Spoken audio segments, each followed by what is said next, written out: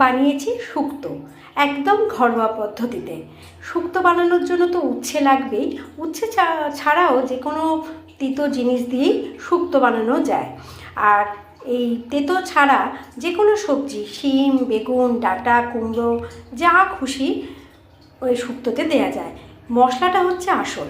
মশলাটা হলো একটু সর্ষে, একটু পোস্ত, আর হবে রাঁধুনি, আর একটু আদা দিয়ে পেস্ট করে নিতে হবে।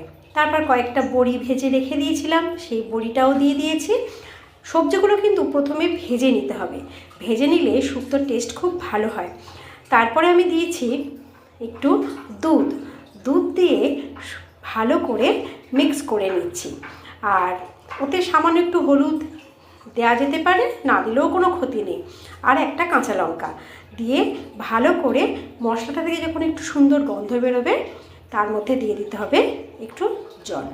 দুধ দিয়ে ভালো করে মশলাটা কষিয়ে নিয়েছি, নিয়ে তারপরে একটু জল দিয়ে দিয়েছি। দিয়ে দেখো ফুটে উঠেছে। ফুটে ওঠার নামাবার আগে যদি 5 ফোড়ন ভেজে গুঁড়ো করে ওর উপর দেওয়া যায়, তাহলে টেস্ট আরও বেড়ে যায়। আর আমি ফোড়ন কিনতে দিয়েছিলাম 5 ফোড়ন।